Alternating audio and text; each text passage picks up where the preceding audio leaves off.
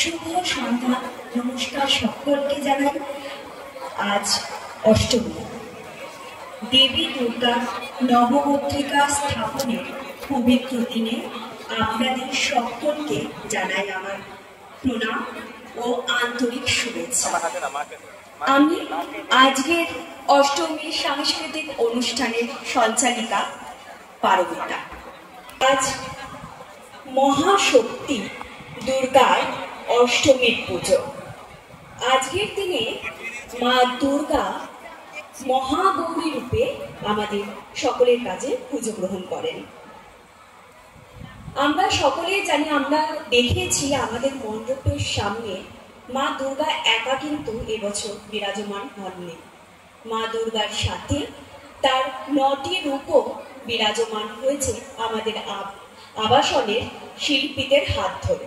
মহাগৌরী কে এবং কোথা থেকে, কিভাবে ওনার আবির্ভাব একটু শুনে নিন। হ্যাঁ, মহা মানে মহা, আর গৌরী মানে উজ্জ্বল, শুভ্র, গৌরবর্ণা। দেবীর এই রূপ সৌন্দর্য, পবিত্রতা ও তপস্যার প্রতীক। কথিত আছে কৈলাসে শিবকে স্বামী রূপে পাওয়ার জন্য মাতা পার্বতী কঠোর তপস্যা করেছিলেন এবং তিনি মহাগৌরী রূপে প্রকাশিত হন সেখান থেকে। গৌরবর্ণা, শুভ্র বসনা, শান্ত আর স্নিগ্ধ। আমরা সকলেই দেখেছি মা দুর্গার 10টি হাত, কিন্তু মা গৌরীর মাত্র 4টি হাত। সেই 4টি হাতে এক হাতে রয়েছে ত্রিশূল, আর একটি হাতে রয়েছে ডমরু, আর 2টি হাতে বর ও অভয় মুদ্রা প্রদর্শন করেন তিনি। তার বাহন হলো শুভ্র বৃষ, মানে সাদা রঙের ষাঁড়। আমরা এই দিনে তার কৃপা লাভের জন্য উপবাস পালন করি, কুমারী পূজা করি এবং মাকে শুদ্ধ চিত্তে আহ্বান করি। তিনি যেন আমাদের জীবনের অন্ধকার দূর করে আলো নিয়ে আসেন, দুঃখ দূর করে শান্তি ও সমৃদ্ধির আশীর্বাদ। মঞ্চে আসছেন, তিনি হলেন সঙ্গীত শিল্পী সুমিত্রা ভট্টাচার্য। একটি মনোমুগ্ধকর রবীন্দ্রসঙ্গীত আমাদের কাছে পরিবেশন করবেন তিনি আজকে। চলুন করতালির মাধ্যমে স্বাগত জানাই ওনাকে মঞ্চে।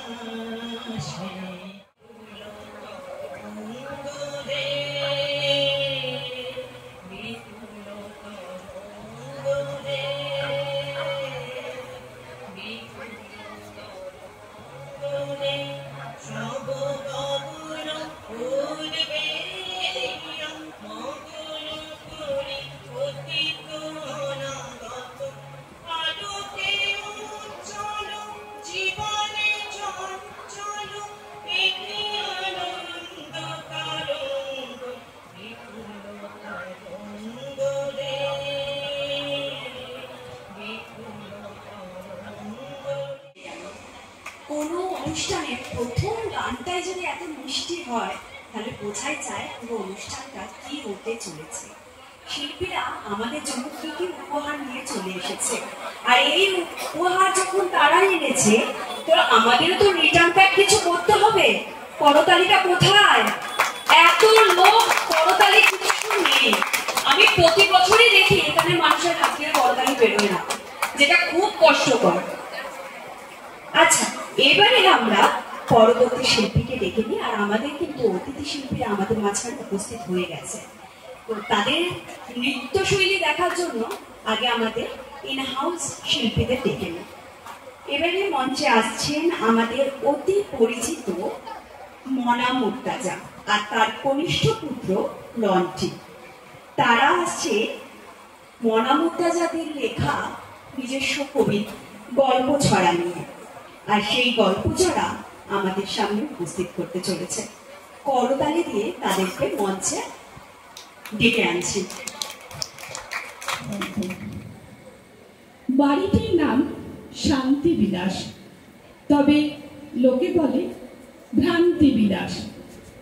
গৃহকর্তা হলেন সাহস রায়, মিচকে লোকে ডাকে ঢেঁড়স রায়। কারণ তিনি পিসিমার ভয়ে শিখতে থাকেন আর সব কিছু গুলিয়ে ফেলেন। এইরকম বাড়ি নিয়ে একটি মজার ছড়া গল্প শোনাবো, যা আমি লিখেছি। নাম চুলের ওপর বাটপাড়ি। হয়তো এটা কয়েকটা ক্যারেক্টার আছে, কিন্তু সেই সুযোগ হয়নি সবাইকে নিয়ে করা, তা আমি আর আমার ছেলে মিলেই করছি। পিসিমা কিন্তু বড্ড কড়া। বাবা সাহস, কই গেলে? বারবার ডাকি কাজ ফেলে। চুলের সাথে কানের মাথা খেলে, দেখাচ্ছি মজা একবার হাতে পেলে। এই তো আমি পিসি, ডাক শুনে যেন পেয়ে গেল পিসি।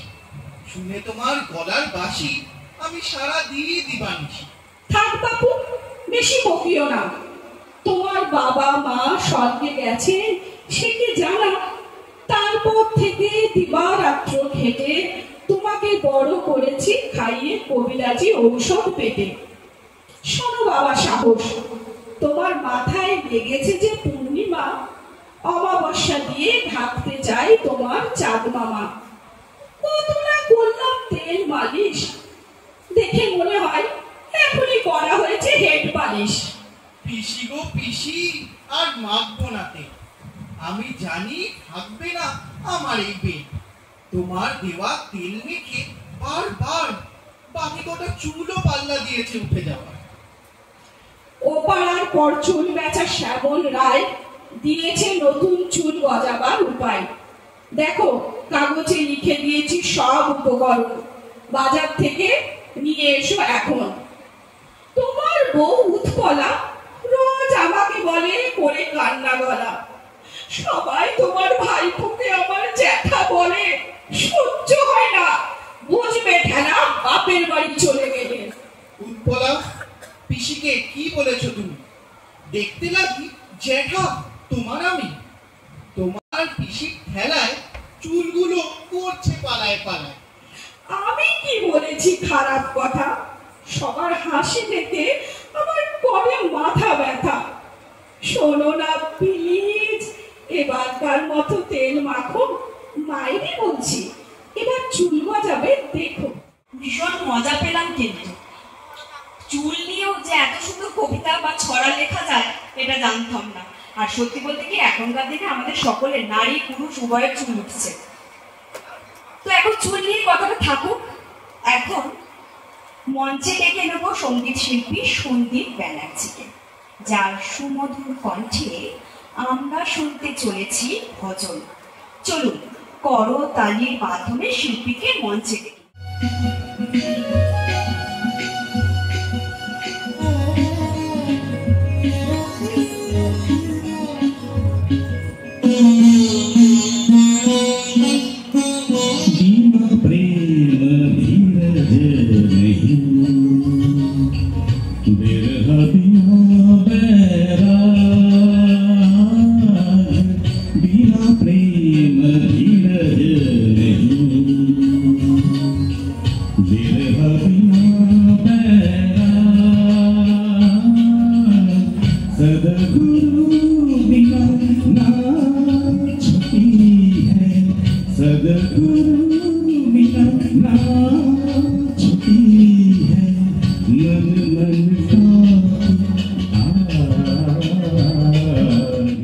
আর সত্যি আমাদের কেন্দ্রবিহারে এক একটা জুয়েল রয়েছে, যাদের এত শিল্পী সত্তা এবং এত প্রতিভা। আমরা যদি এই সাংস্কৃতিক অনুষ্ঠানগুলো না হয় জানতেই পারতাম না। আমাদের মাঝে আজকে বিশেষ আকর্ষণ রক্ত করবী ব্যালে ট্রুপ উপস্থিত হয়ে গেছে। এই ব্যালে ট্রুপের কর্ণধার হলেন শ্রী নারায়ণ মুখার্জি। রক্তকরবী ব্যালে ট্রুপ তাদের নৃত্যের মাধ্যমে শুধু আমাদের রাজ্যে নয়, আমাদের দেশের বেশ কিছু রাজ্যে যেমন চেন্নাই, ভিলাই, কটক, কানপুর, নাগপুর, পন্ডিচেরি, এলাহাবাদ এই সমস্ত রাজ্যে নিজেদের সুনাম ছড়িয়েছেন। এছাড়াও 2018 সালে আমাদের প্রতিবেশী দেশ বাংলাদেশেও নিজেদের প্রতিভার সুনাম ছড়িয়ে এসেছে। চলুন করতালির মাধ্যমে মঞ্চে ডেকে নিয়ে সেই ব্যালে ট্রুপ রক্তকরবীকে মঞ্চে ডেকে নেব। আর আমাদের কেভি ভাইস চেয়ারম্যান মানবী ভট্টাচার্যকেও ডেকে নেব স্টেজে, কারণ উনি আজকে ওনাকে সম্মানিত করবেন।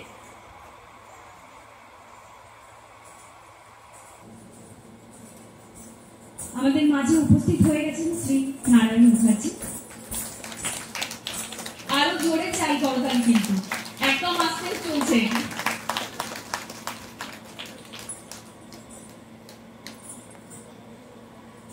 আমাদের আন্টিও সামনে চলে এসছে। এবারে আমি মাইকটা আন্টির কাছে দিয়ে দেবো, আগে সম্মানিতটা হয়ে যাক।